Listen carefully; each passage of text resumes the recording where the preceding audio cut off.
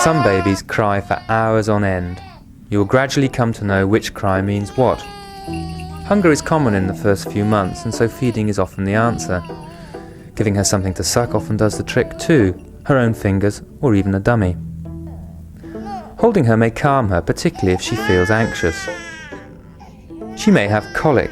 This is the term given to bouts of screaming in a young baby, sometimes thought to be caused by tummy ache, which tends to come at the same time of the day, often during the early evening. If she has colic, she may find it soothing to be held upright against your shoulder, or held leaning forward over an arm or a knee with her weight on her stomach. Patting or rubbing her back can help too.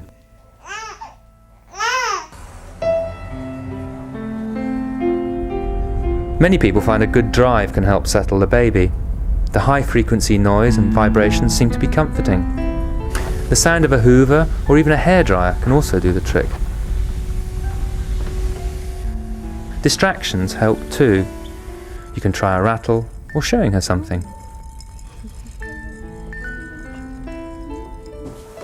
You can use a baby sling to soothe her at home, walking around talking to her and leaving you free to carry on with what you're supposed to be doing. The most effective thing of all may be the sound of your own voice, singing or speaking.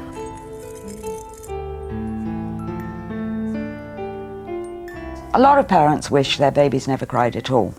I certainly did, but actually, of course, that's mad. Because if our babies didn't cry when they're not all right, we'd never know that they were all right. The other side of the coin of crying is that because you can trust your baby to cry when he and she needs something, you can also assume that a baby who isn't crying doesn't need anything right now. A baby who cries a lot is, I think, one of the toughest things for new parents to cope with. If you think crying is becoming a problem, you can try talking to other mothers. Shared ideas and experiences can often bring very useful suggestions that may just help.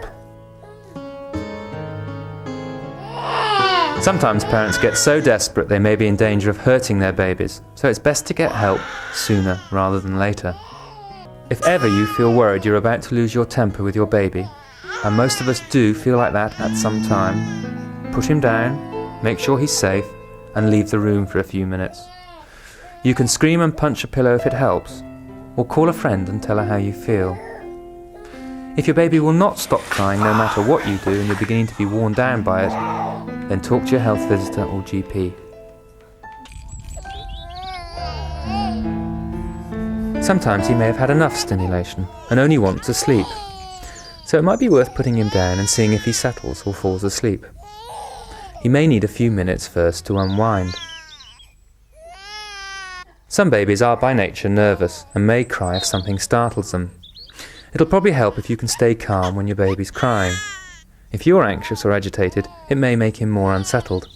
I think the difficulty, particularly with the first child, and I don't know whether it was just the fact that she was very different or whether it was the fact that I just didn't know that there were different cries. I realised much more with him that he can be hungry or he can be tired or bored, and that they're different things.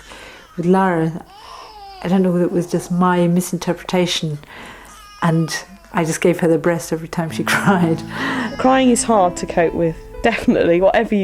However self-controlled you try to be, you're not. And when you're tired, it really gets to you. And I think they get overtired as well, and then he fights going to sleep.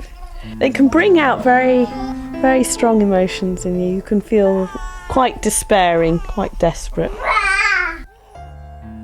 For me, the issue isn't really the questions people ask, like, can I leave her to cry, or must I run every time she cries? The issue really is why crying is so hard to cope with. And I think it's hard to cope with because it makes people feel like lousy parents. I think what parents need is the confidence to be able to say to themselves, I have done everything I can. I am doing everything I can. I am, as it were, loving this baby. If she has to cry, there isn't any more I can do except go on holding her and rocking her and wishing I was somewhere else. So too bad. If only you can get away from that guilt that says, I ought to be able to stop it, I'm a hopeless parent. You can't always. For many parents, it is more comfortable at least to say to that baby by action, I hear you, I'll do what I can, I'm not magic, I may not be able to find out what it is you want right now.